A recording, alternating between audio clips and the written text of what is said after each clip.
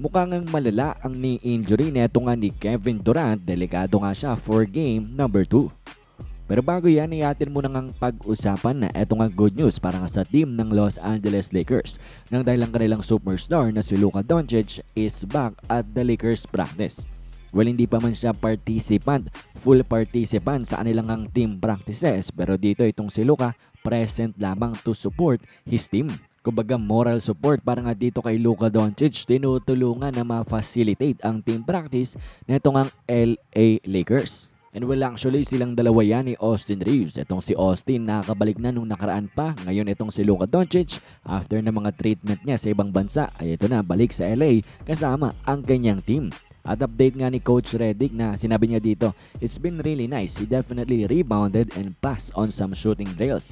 At talaga nga naman daw na maganda na kumpleto itong LA Lakers. Nakakabalik na nga si Austin Reeves, itong si Luka Doncic kasama ng team ng LA Lakers kahit hindi pa nga sila maglalaro. Currently, wala pang ang timetable sa possible pagbalik ni Luka Doncic. Wala pang eksakto na sinasabi itong si Coach Redick. Siguro kanilang minomonitor pa ang tunay na lagay ng hamstring na ito nga ni Luka Doncic and maybe titingnan nila. Baka mamaya pwede pa magpahinga itong si Luka. Ngayon nga ang team ng LA Lakers ay up sa series na ito 1-0 with a chance na umangat pa nga muli sa 2-0 kung iti-take care nga nila ang home court nila sa game number 2.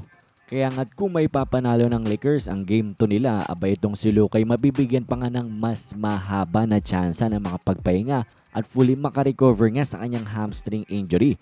And let's see kung yan nga ang gagawin ng LA Lakers sa laban nila bukas. And speaking of bukas, ang kanilang makakalaban ni Houston Rockets, and in particular itong si Kevin Durant, ay merong ngang update patungkol sa kanyang injury. Well, mukhang hindi basta-basta ang knee injury na kanyang natamo.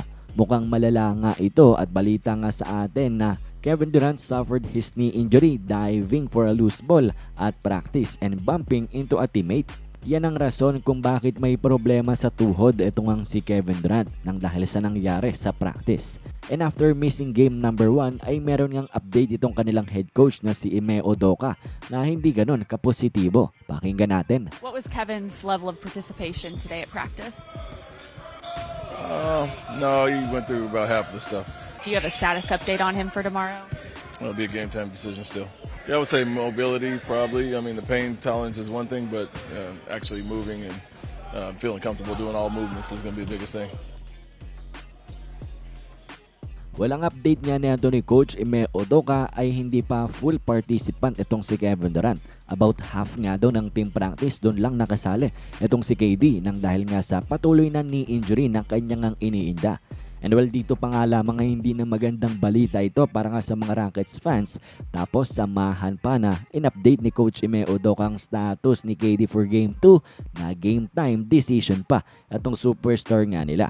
At ang mga ganyang klaseng ang update ay ibig sabihin na hindi pa talaga ready at hindi pa fully healthy. Ito nga si Kevin Durant, patuloy nilang imomonitor ang kanyang tuhod and titingnan nga kung paano magre-respond ito after ng kanilang practice and after siguro din ng kanyang pre-game routine before game number 2.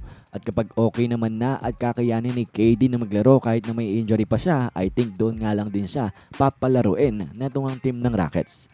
Pero definitely this is not a great news para nga sa kanilang team nang dahil healthy itong si KD before the playoffs, kaso nagkaroon niya ng problema sa practice at gayon may knee injury na talagang nakakaapekto nga daw sa kanyang paggalaw sa loob ng court.